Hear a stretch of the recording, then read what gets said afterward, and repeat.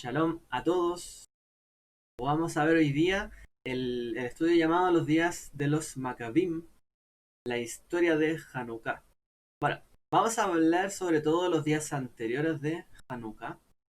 Nosotros tenemos algunos materiales, algunos documentos de Hanukkah que sería interesante allí que los leyeran. Vamos a enviar ahí para que los tengan, puedan ver, revisar. Otra enseñanza que hemos dado otros años. Esta semana quiero conectar lo de la semana anterior que estábamos hablando del periodo intertestamentario. Entonces la idea es que hoy día lleguemos hasta la época de los Maccabim y veamos los desafíos que ellos enfrentaban, las cosas que estaba viviendo el pueblo y bueno, un poquito de historia también reflexiva, ¿no? Eso es lo que hemos planteado esta semana. Así que vamos a ver este tema. Aprovecho, bueno, ahí saludar a todos los que se han ido integrando. Shalom para todos, todavía nos queda Shabbat. Ya podemos, ¿cierto?, seguir en este día sagrado, apartado, ¿no? Estudiando, bueno, aprendiendo. Bien. Vamos a retomar entonces, habíamos quedado en las instituciones judías, ¿no? Que eran tres instituciones judías las que lograron, por así decirlo, salvar al pueblo de Israel en el exilio, que fueron la sinagoga, ¿cierto? Beit Din y faltaban el Beit Midrash, ¿cierto? La casa de estudio. Eran esas tres cosas. Las tres casas, por así decirlo. El Beit Knesset, el Beit Midrash y el Beit Din. Tres instituciones que lograron hacer que el pueblo, una vez que fueron, ¿cierto?, dispersados a Babilonia, fueron llevados cautivos, pudieran sobrevivir. Ahora, ¿cómo fue el retorno de Babilonia? Y eso vamos a hablar, desde aquí vamos a partir hasta llegar a los Maccabim. No es tan largo, realmente. Hay algunas cosas entre medio que vale la pena mencionarlas, ya para que todos vamos también a conocer un poquito de esta historia que no aparece en la Biblia, no siempre la estudiamos y es muy importante realmente para la conformación de los días de Yeshua. O sea, esto es lo que marca la diferencia de los días de Yeshua, cómo se formó en el fondo todo en esa época. Entonces, el retorno de Babilonia. Primero, ¿cierto? Después de Babilonia, pasa que viene Ciro de Persia, ¿cierto? El rey de Persia, el emperador también, bueno, que venía conquistando también a todo el mundo conocido y derrota a Babilonia finalmente. Ahora, ojo, esta a Belsasar de Babilonia. Esta es Neo-Babilonia, no es la Babilonia de la antigüedad, ¿ya? Porque en la antigüedad también había una Babilonia, nuevo imperio babilónico, Neo-Babilonia. Entonces, Ciro derrota. Ciro tenía algo bastante particular, que de hecho Ciro es mencionado como el Mesías. Si nosotros leemos los profetas, el profeta Isaías, a Ciro se le llama el Mesías. O sea, ¿por qué un rey extranjero tendría el título de Mesías? Bueno, porque él permitiría finalmente que el pueblo de Israel, los judíos, ¿cierto?, volvieran a reconstruir su ciudad y el templo, lo cual fue algo bastante grande. Bueno, este rey Ciro tenía una manera de ser bastante diferente a otros emperadores. El rey Ciro de Persia gobernaría a través de la paz, permitiría que los pueblos no fueran eh, deportados como lo hacían los babilonios. Eh, Realmente prefería que la gente se quedara en su tierra, no les imponía una religión, ni la religión del Estado, ni de su imperio. Sí tenían que tributarle, pero no les imponía. O sea, él era como un rey que le gustaba gobernar con la paz. Conquistaba mucho, pero como había paz y en general él mantenía como un equilibrio, bueno, los pueblos se mantenían bien. Entonces es llamado ungido porque el profeta Isaías dice, ¿cierto? Es un ungido que ha sido llamado también para traer una restauración, una liberación hacia el pueblo. Bueno, esto fue ya que él permitió que el pueblo de Israel volviera y retomara, ¿cierto?, hacia su hogar. Lo siento, creo que tenía el micrófono muy lejos, voy a acercarlo aquí. Ahora deberían escuchar un poquito mejor. Bueno, entonces pasó esto. Ciro permite y permitiría, ¿cierto?, que hubiese un retorno y una restauración del templo, o sea, que el pueblo pudiese retornar a la tierra desde la deportación y pudiese reconstruir el templo. Ahora, todo esto que él permitió fue como algo similar a los días de David. A David le fue dada la profecía de que él construiría el templo, pero en realidad fue su hijo. Bueno, aquí pasó algo similar. No fue principalmente Darío. Darío permitió todo esto a través de su forma, ¿cierto?, de gobernar. Un rey ungido que también en el fondo eh, respetaba a los pueblos y respetó al pueblo de Israel en esto. Así que otro que lo sucedería más tarde, que es Darío, fue el que finalmente concretaría este deseo de reconstrucción y él daría los derechos de retorno a Esdras, ¿cierto? O en hebreo Ezra. Entonces, Darío, hay alguna discusión ahí porque no se sabe bien qué Darío es este. Hay varios Daríos en la historia y no se sabe quién es este Darío. Incluso algunos especulan que este sería un hijo de la reina Esther.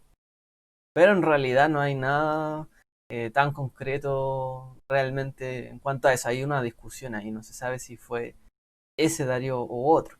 Porque Darío es más que un nombre, era un título. ¿Ya? Entonces, acude un grupo no mayoritario de todas las tribus, con el llamado de Esdra, ¿cierto?, a retornar a, a Israel nuevamente. Hay que ser claros, no todos volvieron. Solo volvería una parte y una partecita. Entonces, hablemos de ese retorno en términos un poco más numéricos. Ezra, ¿cierto? Fue el que permite todo este retorno, el que lidera, ¿cierto? Y hace este derecho al retorno que lo trata con Darío, ¿cierto? Entonces, el emperador. Entonces, ¿qué es lo que pasa? Que Ezra fue y es, y todavía se recuerda como uno de los hombres más influyentes en toda la historia de Israel, porque él restauró la Torá para toda la nación. Así como Moshe entregó la Torá a todo el pueblo, así Ezra también devolvería, ¿cierto?, la Torá a la nación de Israel. Entonces Ezra fue una persona muy importante, clave, ¿cierto? Y aparece en nuestras Biblias, en un par de libros. ¿Qué es lo que pasó antes de esto? ¿Ya? Antes de Esdras había, ¿cierto? Y aparece en la escritura también, a través con Zorobabel volvieron algunos también a la tierra. Hubo un llamado también a volver a retornar, pero solamente volvieron unas 42.000 personas, que en realidad de los 4 millones de personas que habían sido deportadas no era prácticamente nada. O sea, era un 1% si es que, de los que realmente habían salido de Israel. Pero con Ezra es diferente porque volvieron aproximadamente un 20% de las personas de afuera. Pero estamos hablando de un número mayor, 20%, pero aún así solo es un 20%. El resto, ¿cierto?, de los judíos se queda fuera de Israel, en Babilonia o en Persia. Entonces, con Ezra apenas volvieron unos 800.000 personas. Igual fue todavía más significativo. Entonces él empezó el trabajo de la reconstrucción del templo. Nehemías, por su lado, también en esta época, ¿cierto?, él se ocuparía más que todo de reparar los muros, ¿cierto?, de Jerusalén y también la ciudad en sí. Ahora, hay algo en particular en esta época que pasó y la verdad es que es bastante... Aquí también se produce un origen, por así decirlo, del mal, de la mala, del maltrato que tenían los judíos y los samaritanos. Cuando Nehemías y toda esa familia y gente que estaba reconstruyendo, ¿cierto?, el muro, de partida vivían en la pobreza. No tenían muchas cosas, estaba todo destruido, no tenían muchas posesiones. Apenas sí podían mantenerse allí y estaban haciendo una tarea enorme para reconstruir toda una ciudad. ¿Qué es lo que pasó? Que venían los vecinos, ¿cierto?, de esta nación, los pueblos, por ejemplo, los del norte, los samaritanos, y venían a burlarse de ellos. ¿Cómo ellos reconstruirían la ciudad finalmente? Realmente se venían a burlar, a tirarlos para abajo, como se dice aquí en Chile. Realmente fueron muy, muy, muy negativos con el resto de los judíos. Realmente se burlaron de ellos por intentar reconstruir la ciudad. Y no solo eso, sino que después, cuando vieron que estaban teniendo éxito, los samaritanos también se aliaron con otros vecinos para intentar destruirlos y atacarlos. Porque en el fondo ahora ellos eran los que estaban por la zona, estaban tranquilos y no deseaban que también se levantara otra nación allí. Así que vinieron a atacar también a estos judíos que estaban reconstruyendo los muros.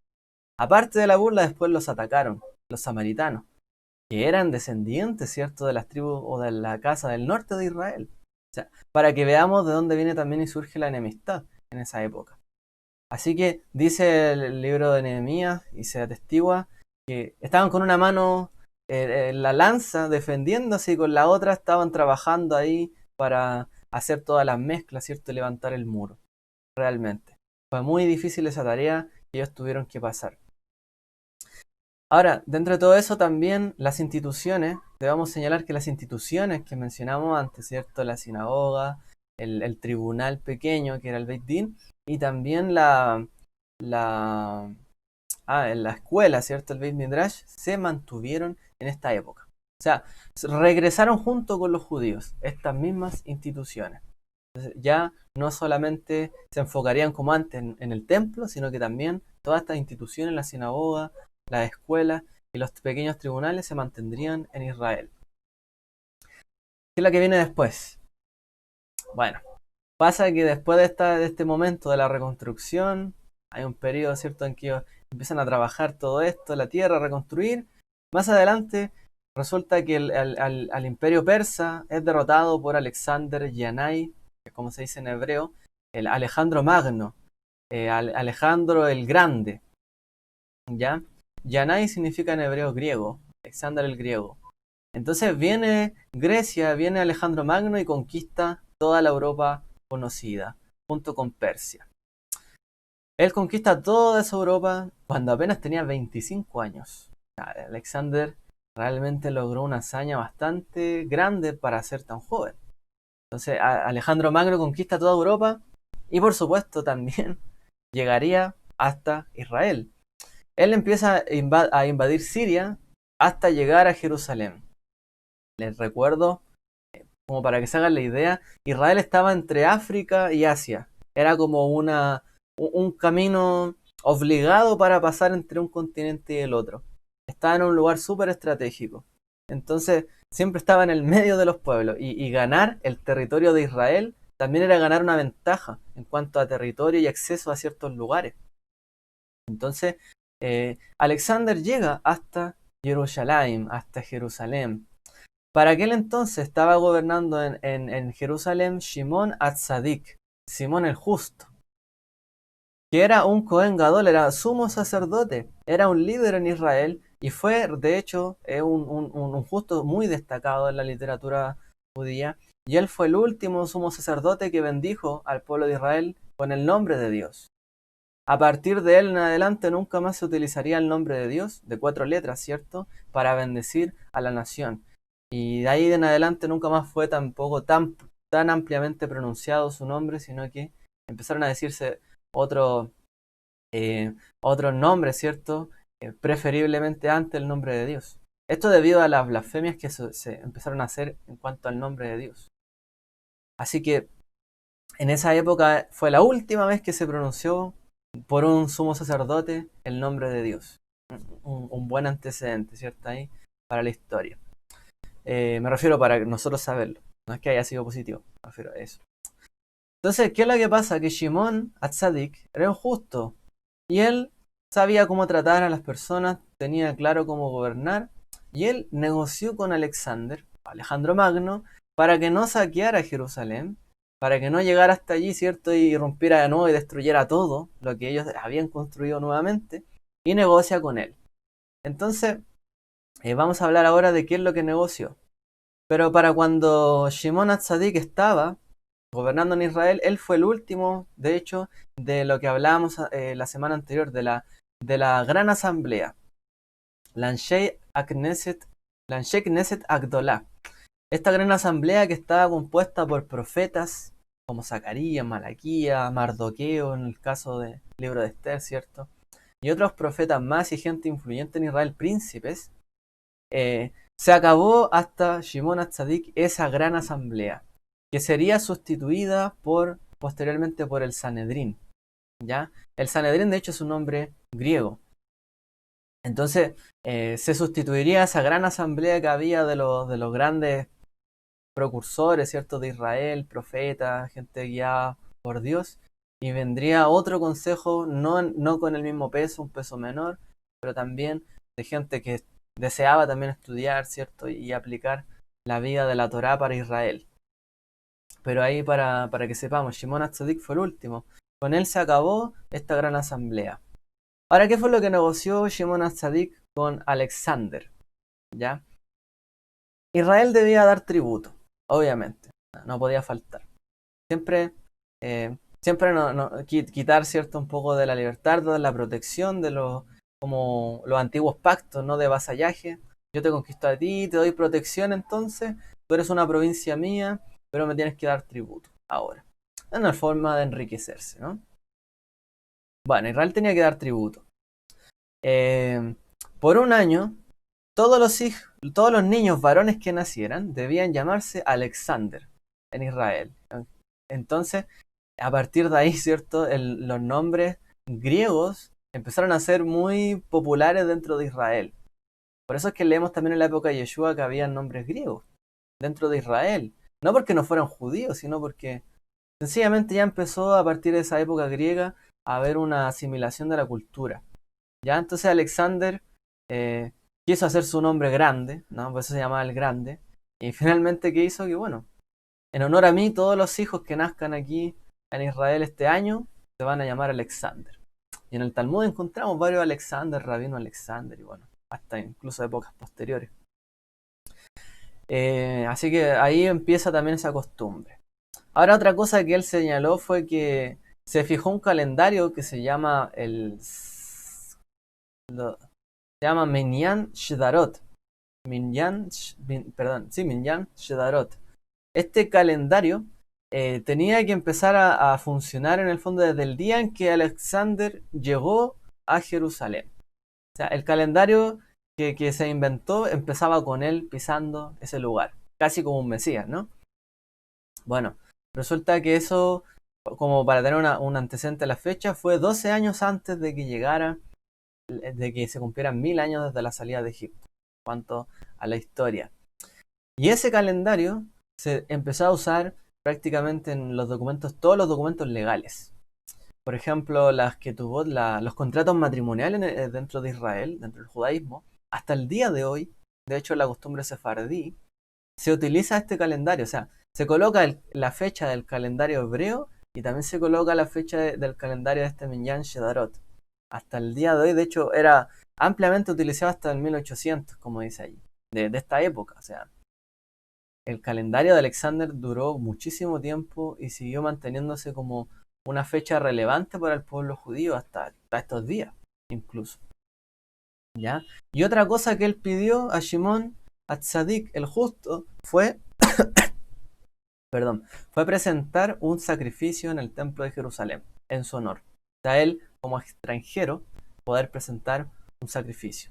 O sea, de todas maneras respetó, por así decirlo, el templo, el culto, y también quiso ganar, por así decirlo, al favor del Dios de los israelitas. ¿Ya? Así que bueno, esas fueron las condiciones de él, y gracias a esto no destruyó Jerusalén. ¿Ya? Ahora, avancemos un poquito entonces en esto. ¿Qué es lo que pasó? A partir de allí la cultura griega empezó a ser muy popular en Israel, así como en todo el mundo. De hecho, hoy día hablamos de la cultura greco-romana que dio origen a todo el mundo occidental prácticamente, ¿cierto? Entonces hubo una fascinación, esa fascinación de hecho que los judíos encontraron por los griegos fue muy grande, no fue como ninguna otra. O sea, imagínense ustedes, la Torá dice: no te irás en pos de los dioses de los cananeos, no harás conforme a sus costumbres, no pasarás tus hijos por el fuego, no adorarás estatuas. Bueno, resulta que los griegos no tenían ese tipo de idolatría, sino que trabajaron muchísimo el intelecto, ¿cierto? Muchísimo la cultura humana, por así decirlo, las artes. Entonces, estas artes de los griegos empezaron a fascinar bastante a los judíos. No era como otros tipos de idolatría finalmente. Era algo diferente, pero que era muy atractivo, ¿cierto?, para los judíos. Por ejemplo, el arte, la poesía, la literatura, la filosofía y los deportes, los Juegos Olímpicos. Entonces, todas estas cosas que en Israel no se conocían, Porque de hecho Israel en esta época no es que fuera como hoy día lo es Israel, un país de primer mundo prácticamente. En esta época no. Los griegos fueron los que trajeron, por así decirlo, un adelanto muy grande, bueno, en todos los imperios, en realidad los persas también, pero los griegos tenían una, una sociedad bastante avanzada, ¿ya? En su tiempo lo fue Egipto, en su tiempo también después fue Persia y otros más, y ahora lo sería los griegos. Que los griegos tienen también un origen, ¿cómo se llama? Si no me equivoco, en macedonio, los nombres, de uno de los pueblos que vivía, ¿cierto?, a las orillas del Mediterráneo, y que fuera una de las naciones más avanzadas, que fue destruida de hecho por una erupción, una de las civilizaciones más avanzadas del mundo antiguo. De ahí también se dice que surge esta Grecia, la gente de allí. Bueno, son un paréntesis. Ahora, esta nueva cultura griega no era totalmente rechazable, como mencionaba antes, o sea, no era que adoraban dioses, ni que se prostituían de una manera como otros pueblos, ni que adoraban estatuillas, ni que pasaban a sus hijos por el fuego, no. Entonces, no era del todo condenable, o sea, era aceptable, por así decirlo, también acercarse a esta cultura griega. Entonces aquí empieza una gran asimilación para el pueblo de Israel. La vida diferente de la Torá no era vista de mala manera. O sea, nosotros tenemos la Torá y sabemos que así se vive conforme a la voluntad divina, ¿ok? Pero ellos tienen otra manera de ser, otra cultura y no es del todo mal. O sea, no vemos que sea tan negativa su manera de vivir. Entonces, no fue visto de una manera mala, negativa, condenable, por así decirlo, la vida de los griegos. De hecho, bastante destacable, los rabinos en el Talmud destacan cómo ellos comían, su limpieza o su cultura, ¿cierto? El nivel de orden que tenían y muchas cosas. En realidad es bastante lo que se destaca en cosas buenas, en costumbres. Entonces no fue visto como algo tan mal. Pero ellos también tenían, por ejemplo, el culto al cuerpo humano. O sea, si por un lado unos tenían el culto a dioses, estatuillas o otras creencias, supersticiones, bueno, los griegos también eran supersticiosos, pero en realidad ellos lo llevaron más por el punto de vista de la ciencia, por decirlo de alguna manera, del conocimiento, el autoconocimiento, el conocimiento de la naturaleza. Pero ellos hicieron también un culto al cuerpo humano, cosa que en Israel no se conocía. Y si uno lee la Biblia, más importante que tener un cuerpo hiper desarrollado o una fortaleza, ser una persona fuerte, ¿qué es lo que más se destaca? Lograr controlar las pasiones, ¿no? Controlar los instintos. Para la Biblia es más importante controlar los instintos que controlar el cuerpo. Entonces, hay una cosa de importancia. No es que haya que descuidar el cuerpo, porque si nos enfermamos, por supuesto que no se puede hacer nada. ¿Cierto? No se puede servir a Dios si estamos todos enfermos. Pero hubo un culto excesivo y esto también llamó a la atención, ¿cierto? A los judíos. De hecho, fue tan así que para los griegos removerse una parte del cuerpo, como lo hacían los judíos, era algo abominable. O sea, la circuncisión era algo muy malo, realmente. Y debido a esto, muchos judíos empezaron a hacerse operaciones para revertir la circuncisión, para eliminarla, es decir, se hacían prácticamente injertos de carne, para volver nuevamente, ¿cierto?, a tener, por así decirlo, esa parte de ellos. O sea, abandonaron totalmente, por así decirlo, el pacto. Ya la asimilación fue un grado más allá. O sea, no es como que podían ser judíos, como hoy día a lo mejor lo podría ser un judío liberal, y estar circuncidado, pero a lo mejor vivir una vida como la vive en general la sociedad. No, aquí era revertir incluso esto. O sea, ya es algo que va totalmente en contra. O sea, da lo mismo que tenga un valor para nosotros, los patriarcas, no importa. Realmente lo que importa es el cuerpo. Entonces esto fue muy popular en Israel en medio de los hombres, por supuesto. Lamentablemente, esto fue algo que también empezó a afectar mucho a los judíos, a la vida de la Torá, ¿cierto? A la práctica. Bueno, en esta época es donde empiezan a surgir luego, ¿cierto?, de la gran asamblea, el Sanedrín, viene el Sanedrín, y esto se impulsa por los grupos internos que se desarrollaron más fuertemente en Israel, los cuales fueron los fariseos y los saduceos. Mencionémoslos de una manera breve, ¿cierto? Los perushim o los fariseos. Este grupo, ¿cierto? De judíos, obviamente no querían tener que ver mucho con la cultura griega. Ellos querían seguir el camino de la Torá. Y también estaban interesados en saber cómo aplicar la Torá, no solo en Israel, sino fuera de Israel, ante la ausencia del templo o de cualquier cosa. Ellos estaban dispuestos a guardar y aplicar la Torá, entonces la estudiaban y querían realmente, tenían un celo por ella. Entonces ellos podríamos decir que fueron los continuadores, a lo mejor no oficiales, pero fueron los continuadores de la gran asamblea, de la Anshe Knesset Agdolá, los hombres de la gran asamblea. Y también fueron los continuadores de la sinagoga que había partido en Babilonia, y ellos fueron prácticamente los que mantuvieron la sinagoga, los fariseos, en Israel. O sea, si alguien iba a una sinagoga en esa época, o en la época de Yeshua, la sinagoga era farisea. No hay ninguna duda de eso, porque la sinagoga era liderada por fariseos. Era una institución farisea finalmente, o sea, fue heredada por ellos. O sea, Yeshua cuando fue a la sinagoga fue donde los fariseos, en el fondo. Compartió doctrina con ellos. ¿Ya? Esto lo menciona ahí como de repente que hay algunos prejuicios. Bueno, en realidad ellos fueron los que continuaron también todo este legado. Y por supuesto también ellos decían que sí, hay que mantener la sinagoga, pero, o sea, volvemos. Se reconstruyó el templo, pero todavía podemos mantener y debemos mantener la sinagoga. Es algo muy bueno. No podemos permitir que pase lo de antes. Vamos a mantener la sinagoga. Sí, ¿va a funcionar el templo también? Sí, pero también va a funcionar una sinagoga, un lugar, una comunidad local, para que no se haga sacrificio en ese lugar, sino que la gente se reúna, aprenda y se reúna a la hora de los sacrificios y tenga en el fondo un alineamiento mucho más cercano a la Torá. Entonces ellos mantienen la sinagoga. Se popularizaron obviamente los fariseos. ¿Por qué? Por debido a la sinagoga. Donde había sinagoga habían fariseos. Donde habían fariseos enseñaban la Torá desde su punto de vista. Entonces la gente empezó a identificarse o a aprender de la Torá o de la Biblia, por así decirlo, de parte de los fariseos.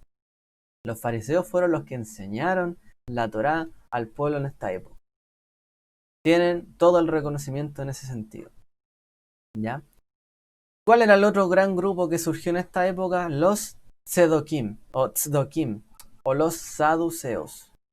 Los saduceos en general, ellos siguieron el camino del templo. La sinagoga quedó para los fariseos, pero el templo era de los saduceos prácticamente. Ellos se enfocaron todo en el templo, todo en lo anterior a la dispersión, ¿cierto? O al cautiverio de Babilonia. Se enfocaron solo en el templo, en volver a lo de antes. Y en el fondo menospreciaron todo lo que Israel había ganado en el exilio. No quisieron centrarse en eso. Para ellos lo importante es lo que decía la Torá habla del templo, entonces esto es lo importante. Todo lo demás, interpretación, no la aceptamos. Que haya sinagoga o que se aplique esto otro, no lo aceptamos. Entonces los saduceos tomaron un camino diferente. Pero ellos, a la vez que hicieron esto, que uno podría decir, oh, a lo mejor mira qué buenos fueron los saduceos. O sea, los fariseos empezaron a inventar interpretaciones, estoy poniendo un caso hipotético, pero en cambio los saduceos volvieron a la Torá. Entonces los saduceos son los buenos, ¿no? Volvieron al templo a hacer todo eso. Bueno, pues no es tan así. ¿Qué es lo que pasa con los saduceos? Ellos realmente vivían muy asimilados. O sea, para ellos el templo tenía importancia, pero fuera del templo su vida era totalmente asimilada, no guardaban la Torá más allá, ni les interesaba tanto. Por más que ellos quisieran volver a la Torá de antaño, a través del templo realmente no guardaban mucho más allá. Es como un creyente que solo va a la congregación, a su iglesia, a su sinagoga, donde sea, el día sábado o día domingo, y después se olvida y vive una vida totalmente diferente y no tiene nada que ver con lo que realmente cree o lo que hace en la semana. Así eran los saduceos prácticamente. Tenían la autoridad en el templo, pero su vida moral, ética, su práctica dejaba mucho que desear. Y de hecho en el Talmud las peleas, o sea, el Talmud en general es fariseo, todo prácticamente, todo el Talmud es fariseo. Le tienen una rabia, una bronca, como se dice a los saduceos, pero es casi graciosa, o sea, es tragicómico, la verdad. Los fariseos le deseaban lo peor los fariseos le deseaban lo peor a los saduceos. Sí. Lo peor, lo peor. Si hay algo malo que alguien le pueda desear a alguien, ese era un fariseo hablándole a un saduceo. Era una pelea, pero a muerte, prácticamente. ¿Ya? Muy terrible.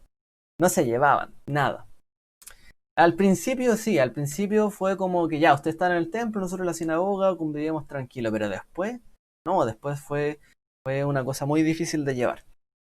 Entonces, los saduceos rechazaron toda la aplicación, la interpretación, la ley aplicada de la Torá que habían recopilado los fariseos a través de los hombres de la gran asamblea y los mismos que ellos estaban interpretando.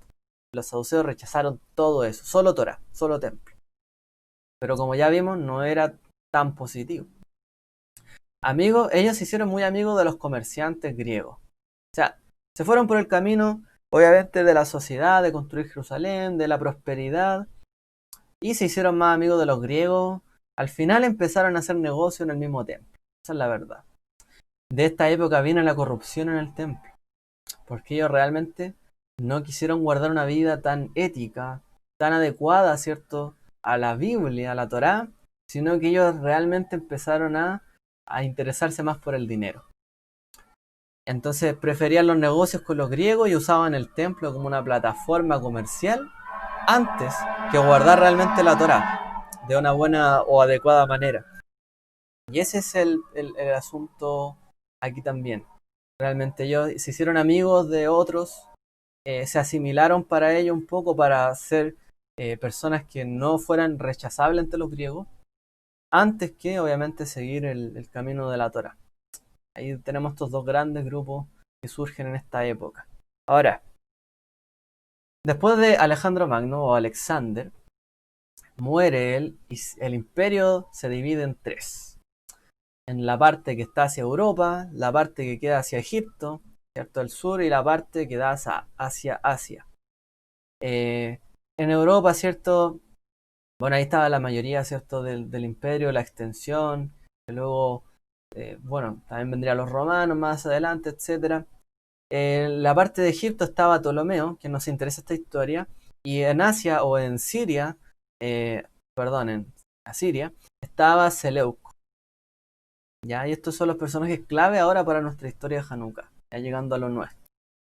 Entonces, ¿qué es lo que pasa? Que Israel estaba en ese medio, entre Egipto y Asia. Y ese territorio de Israel, obviamente, el que lo ganaba tenía el acceso, de aquí para allá, el acceso comercial. Entonces hubo un enfrentamiento para ganarse Israel o Jerusalén. ¿Ya? Así que Israel queda en medio de dos posibles secciones, ¿cierto?, de divisiones del imperio griego, entre Egipto o entre Asia. ¿Qué es lo que pasa? Que finalmente Israel quedó bajo control primeramente de Egipto, de Ptolomeo, ¿ya? Entonces, con ese control de Egipto, en Israel continuó la sinagoga, hubo paz, también había impuestos, ¿cierto? Y en general se evitó que los judíos hicieran negocios con la parte más de Asia, como del norte, ya de Israel, noreste de Israel, el noreste y el norte. Entonces se hizo que los judíos no se relacionaran mucho con ellos. Entonces los judíos tuvieron que elegir, bueno, nos amparamos bajo ellos y pedimos su protección y le pagamos tributo. En esa época fue cuando se escribió la Biblia de los 70, la Septuaginta. Entonces, en esa época griega es cuando por primera vez en la historia se traduce la Biblia. La Biblia, que solo había estado escrita en hebreo, se traduce por primera vez. ¿Cierto? ¿A qué idioma? Bueno, ya se habían hecho algunas traducciones arameas, pero parafraseadas. Pero una traducción literal de todo, nunca.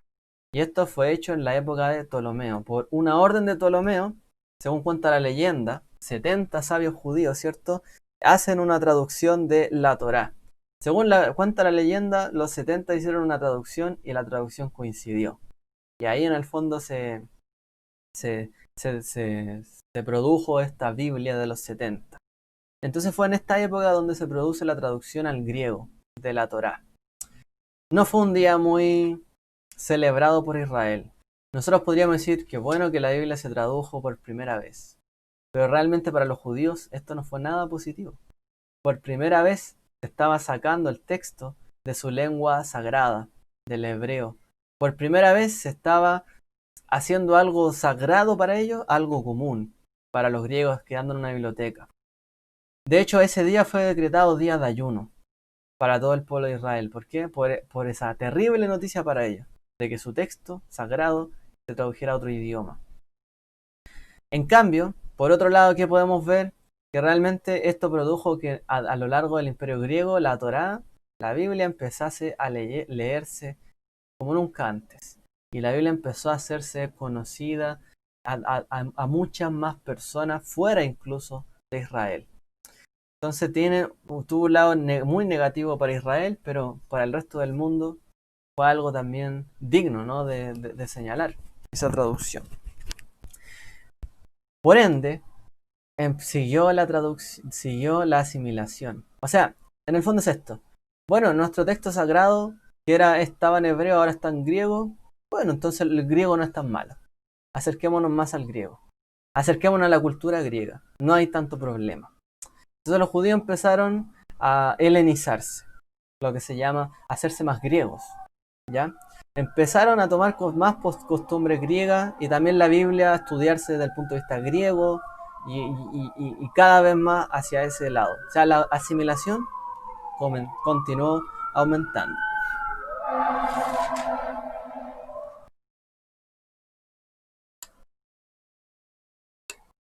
Aprovecho ahí que pasan los camiones de bomberos de una pausa pequeña. ¿Qué es lo que pasa? Que esta gobernación, ¿cierto?, sobre Israel de Ptolomeo no fue tan larga, realmente. Al tiempo hubo un cambio de gobernador. El Imperio Seleucida, o esta sección, ¿cierto?, división del Imperio griego, conquistó finalmente Israel, que estaba bajo el control de Ptolomeo. O sea, se quedó y se apropió finalmente con ese territorio. Luego de eso, viene, ¿cierto?, Antíoco Epífanes, que queda como gobernante de esta zona. Y Antíoco Epífanes castigó a los judíos por haberse ido por el lado de Ptolomeo y no de Seleuco. Entonces él castiga a los judíos. Él es lo que podemos llamar por primera vez un antimesías, o quizá un anticristo, por así llamarle. Él fue realmente la persona que provocó las grandes abominaciones, de la cual se habla en el Nuevo Testamento, de hecho, y que las introdujo en Israel.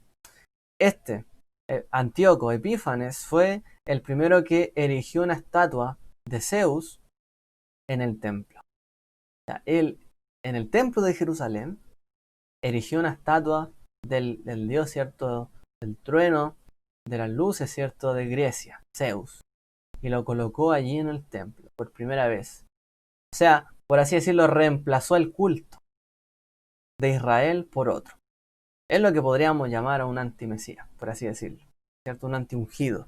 El ungido Ciro permitió que Jerusalén restableciera su propiedad y levantara nuevamente el templo, pero lo reconstruyera Jerusalén. Bueno, hizo del templo una prevaricación. No solo eso, sino que sacrificó un cerdo, o como decimos en Chile, un chancho, o un marrano, en el altar. Cosa que estaba prohibida, ¿cierto? Solamente podía haber sacrificios de animales puros y por supuesto los que describe la Torá. Además empezó a perseguir a los sabios de la Torá, a los maestros, y mató a muchos de ellos. De hecho, él, Antíoco Epífanes, fue el que introdujo la crucifixión a Israel. O sea, él introdujo esa terrible forma de muerte a Israel, Antíoco Epífanes. ¿Ya? Entonces, a través de la crucifixión mató a miles de personas en Israel para castigarlos. Como una manera de decirles, bueno, ustedes habían elegido a este otro imperio, ahora los conquistamos nosotros, los vamos a castigar por no elegirnos a nosotros. Y mató a miles de personas, las crucificó. lamentablemente, humilló públicamente a los judíos. Y en este contexto, finalmente llegamos cuando nacen o se alzan los Maccabim. Los Maccabim, cuando surgen, ¿cierto? Maccabim son los macabeos, pero ojo, no hablamos, ¿cierto?, en términos despectivos, como se suele utilizar en Argentina o acá, sino que realmente los Maccabim, los macabeos, era un grupo, ¿cierto?, de judíos. Ahora, ¿qué es lo que dice acá? El precursor de los Maccabim fue Matatiahu, o Matías, una traducción de Matías o Matatiahu, o Mateo incluso. Él era un Cohen y era un fariseo. O sea, era Cohen, estaba en el templo, tenía derecho, ¿cierto?, como sacerdote, pero también era un fariseo. Es decir, él era un celoso de la Torá. Y él tuvo 7 hijos. Yehudá, que sería el principal y el más importante, y también otros 6 hermanos. Ellos eran anti-asimilación. Ellos eran sacerdotes, pero eran celosos de la Torá. Por lo tanto, al ver todo lo que estaba ocurriendo en el templo, en el pueblo, cómo cada vez se hacían más griegos las personas, cómo rechazaban el pacto de los padres, ellos realmente se alzaron para combatir esto públicamente. Entonces, y bueno, esta es la última lámina, como le llaman los profesores a veces, o la última diapositiva. La lucha de los Maccabim. Yehudá comienza a atacar a los asimilacionistas. O sea, Yehudá empezó a combatir públicamente a todas las personas que estaban llevando al pueblo hacia la asimilación griega, que estaban haciendo que el pueblo abandonara la Torá, que abandonara la circuncisión, entre otras cosas, y a los sacerdotes que también los estaban corrompiendo. Yehudá realmente hizo esto muy duramente. Yehudá, de hecho, Yehudá, hijo, ¿cierto?, de Matatías, que fue el primero que alzó la voz. Su hijo, Yehudá, se le llamó Yehudá a Macabí. Yehudá a Macabí. Yehudá el martillo. ¿Por qué? Por su rudeza. Yehudá, el hijo de Matatías, o Matatiahu, en este momento no solamente combatió la asimilación, sino que empezó a, como Pinjas, a parar eso. De hecho, empezó, ¿cierto?, a perseguir, incluso mató a algunos asimilacionistas. Él comenzó a hacer una guerrilla, prácticamente. Una rebelión primeramente contra los judíos que se estaban helenizando cada vez más y asimilando, y también luego contra los seleucidas. Entonces este Yehudá a Macabí empleó tácticas de guerrilla. O sea, él empezó a armar pequeños grupos organizados de judíos, ¿cierto?, que no querían ver cómo Israel seguía por el camino de la asimilación, y empezaron a irse en contra de los griegos seleucidas.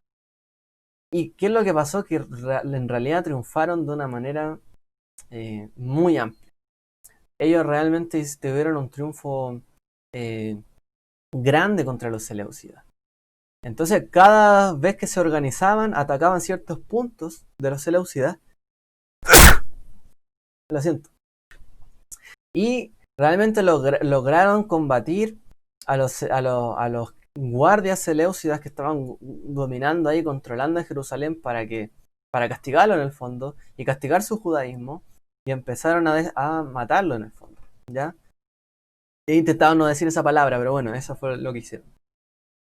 Entonces yo, en una batalla que es muy recordada, que está en el valle de... ¿qué se llama? Que fue en el valle... A ver, se me olvidó el nombre. Fue... ¿cómo es que se llamaba este lugar?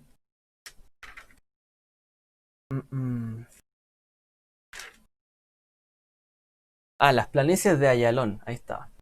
En las planicies de Ayalón, ellos tomaron una estrategia muy, muy importante, de hecho. Ellos realmente lucharon contra los seleucidas, y en un momento ellos tomaron ventaja de las planicies del Ayalón. Ellos se subieron, ¿cierto?, a lugares altos y empezaron a combatir, aunque eran menos en número, a los seleucidas. Que gracias a la estrategia, ¿cierto?, de la posición estratégica que es la altura, lograron vencer a los seleucidas, que era prácticamente la guardia que tenían ellos allí. Y con eso finalmente triunfaron. Recordar que en esta época no solo fueron los Macabim, ¿cierto? Estas personas los que lucharon contra la asimilación. Hubo también judíos que se recuerdan, por ejemplo, hubo un grupo de judíos que no deseaba asimilarse y no deseaba sustituir el Shabbat por nada. Ellos guardaban el Shabbat celosamente. Tanto así que ellos se reunían, ¿cierto?, en lugares como cuevas. Y los Seleucidas en esta época, ¿qué es lo que hicieron con ellos un día de Shabbat? Los mataron a todos, ¿cierto?, cuando estaban en sus cuevas celebrando Shabbat. Realmente hicieron atrocidades con ellos, los mataron a todos. Y ellos, en el fondo le dijeron, o sea, ustedes abandonan el camino de la Torá o el Shabbat o mueren aquí. Ellos eligieron morir en vez de abandonar la Torá, el mandamiento de Dios. Fueron, por así decirlo, uno de los primeros mártires del pueblo de Israel. Ahora, ¿qué es lo que pasó? Obviamente los fariseos estaban en esta época, los que llevaban adelante también el tema de la ley, dijeron, bueno, ¿qué hacemos? Estos mismos Macabim, o sea, ¿vamos a permitir que ellos sigan muriendo? O sea, ¿por guardar la Torá vamos a morir todos? En la Torá, por ejemplo, no se podía trabajar en Shabbat, ni se podía hacer guerra en Shabbat. Entonces, ¿cómo? No me puedo ni siquiera defender en Shabbat. ¿Me van a venir a atacar y nos van a destruir a todos? ¿Qué vieron los fariseos? Analizaron la Torá y se dieron cuenta que en el fondo los judíos no tenían permitido hacer guerra en Shabbat, pero si los atacaban, podrían defenderse. Entonces ellos utilizaron cierto alajá, interpretación, vieron ahí la importancia, cierto, de los diferentes mandamientos, y que por supuesto por seguir los mandamientos no tenemos que morir. Salvo que ahí discutirían otros casos. Pero en este caso en particular, yendo un poco, por así decirlo, a la contraria de lo que decía el mandamiento, dijeron, no, nos vamos a defender en Shabbat, si no nos van a destruir a todos. Y se terminaron, ¿cierto?, por llevar la Torá a una aplicación actual también que los llevara a ellos a poder sobrevivir en este momento. Por eso es que los Macabim lucharon por primera vez. Si los Macabim no hubiesen llegado a estas conclusiones, no hubiesen luchado, quizás ¿qué hubiese pasado con el pueblo? A lo mejor la matanza hubiese sido mucho peor. A lo mejor quizás la aniquilación. Así que bueno, esa decisión finalmente llevó también a la preservación del pueblo judío. Entonces, luego, ¿cierto? Ellos batallan, tienen esta batalla en las planicies de Ayalón, vencen y ellos rededican el templo. El templo que había sido profanado por la estatua de Zeus, con un sacrificio de un cerdo, un chancho, un marrano. Finalmente ellos recuperan esto, obviamente destruyen esa estatua, purifican nuevamente el templo, ya que ellos, recordemos, eran sacerdotes también, y rededican y celebran por haber recuperado el templo. ¿Ya? Y en esta época, como leemos en el libro de los Macabeos, por ejemplo, y en la historia, cierto, rabínica, se dice que hubo un milagro. Este milagro, que bueno, se cuenta, ¿cierto? Está la leyenda, por así decirlo, de que realmente había aceite para volver a encender la menorá, ¿cierto? Y la luz permanente que había en el templo para solamente un día. Pero, ¿qué pasó? Que ese aceite que había, que duraba un día, debía ser repuesto. Y la reposición tardaba prácticamente otros 7 días. O sea, ¿qué es lo que pasó finalmente? Que se cuenta como un milagro. Este aceite duró durante todos ese día más los días adicionales, duró 8 días. Hasta que ellos pudieron reponer ese aceite. Como un milagro se cuenta en la historia en este momento. Ahora, además, adicionalmente, los Macabim restauraron las instituciones judías, el Beit Midrash, el Beit Knesset, la sinagoga, la escuela, y también el Beit Adin, los tribunales. Porque dijeron, bueno, aquí nos tenemos que defender con la Torá también, ¿cierto? Hay que interpretar bien la Torá, tenemos que defendernos bien para también saber cómo luchar contra la asimilación, cómo convivir con todo esto que nos rodea. O sea, piénsenlo ustedes. La Torá había sido escrita para 1000 años antes, pero no estaba quizás actualizada para esos 1000 años después, ni los problemas y los conflictos que traía o las dificultades que tenían estas culturas nuevas para la vida de la Torá. Por lo tanto, tuvieron en el fondo que volver a, a, a releer la Torá, tratar de exprimirla para saber qué hacer en esa época. Y Shimón, no es Shimón el justo que hablábamos antes, uno de los hijos de Matatiahu, hermano, ¿cierto?, de Yehudá Macabí. Shimón fue el último y el único sobreviviente después de todo esto. Él era un Cohen, él era una persona justa, pero él era tan justo que como era Cohen no quiso gobernar en Israel. Después de haber vencido la Seleucida no quiso ser el gobernante porque él tenía la convicción de que en Israel debía haber un sacerdote, debía haber un rey, debía haber un profeta, como lo era el antiguo Israel. Y no podía ser que un sacerdote como él hiciera de rey, hiciera de profeta, hiciera de sacerdote. No las podía hacer todas. Entonces Shimón prefirió no gobernar sobre Israel después de esto, y ya la historia de ahí en adelante fue de mal en peor. Esa es la verdad. Lograron tener una paz momentánea, reconquistar el templo, pero después de esto, finalmente, vino uno tras otro desastre. Los saduceos, el templo, cada vez la corrupción aumentó.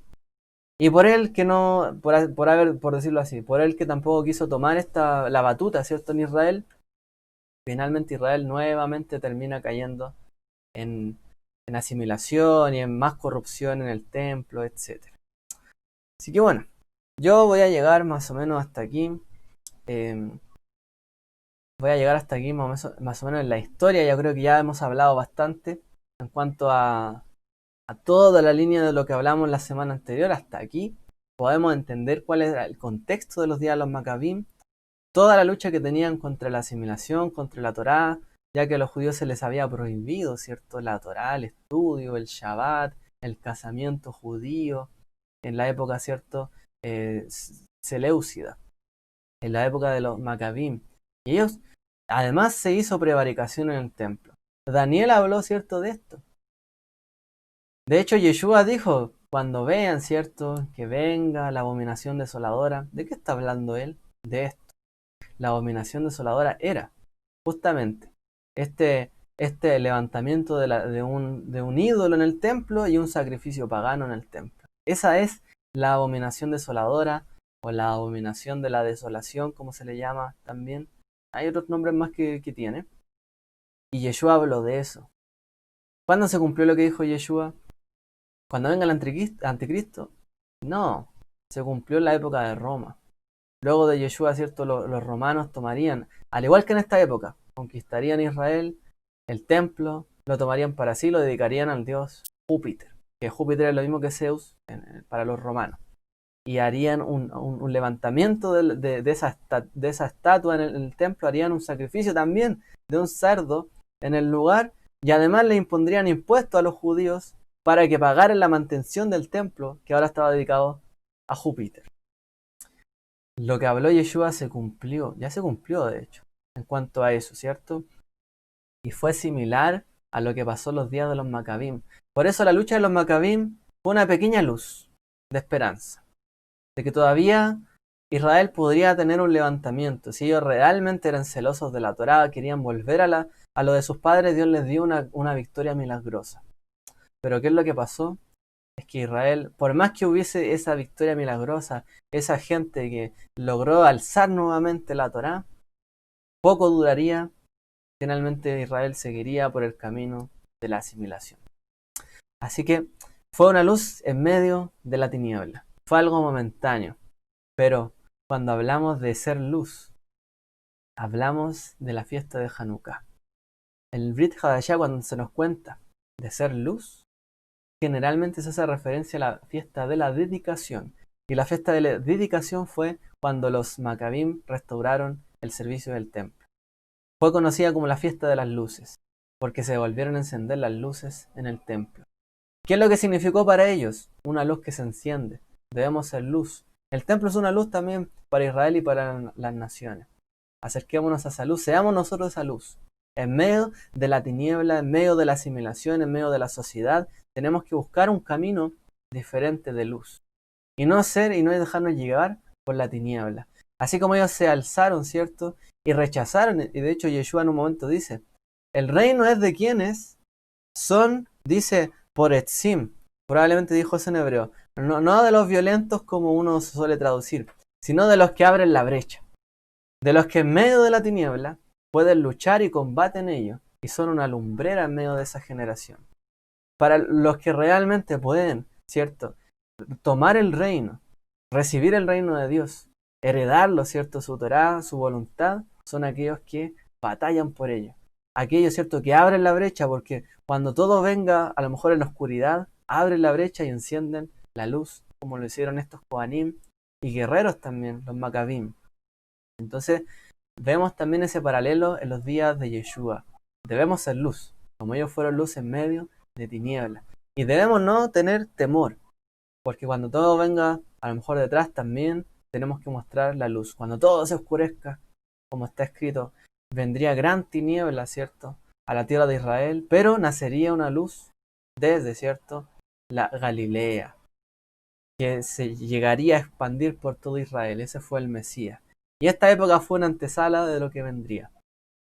Así que bueno, una última cosa. ¿Por qué los judíos de Roma pensaban que podían derrotar a los romanos también? Por esta revuelta, ya que los Maccabín derrotaron exitosamente a los Seleucidas. También en la época de Yeshua, un grupo de judíos pensaba que podían derrotar a los romanos y volver en el fondo a ese triunfo milagroso y restablecer el reino de Israel. Pero finalmente ahí vendría otro exilio y ya eso es otra historia. Así que bueno, quedémonos con esto. La lucha, la batalla de ellos, física, sí, fue física, pero también fue espiritual, para mantener la vida espiritual de Israel y de sus principios, y no dejarse guiar y encender esa luz, finalmente, pero a través también de un martillo, decretar en el fondo, hacer firme en la decisión, contra las cosas que planteaban en ese entonces el mundo contra los judíos. Bueno, voy a dejar hasta acá yo por lo menos esta grabación, este video, y esperando que hayamos podido comprender un poquito más lo que hay detrás de los días de Maccabim, que es la fiesta de la dedicación o de Hanukkah, que está por vivirse en un par de semanas más para el pueblo judío, pueblo de Israel. Así que el Eterno les bendiga a todos también, los que van a ver esto. Shalom, Shavuot, buena semana.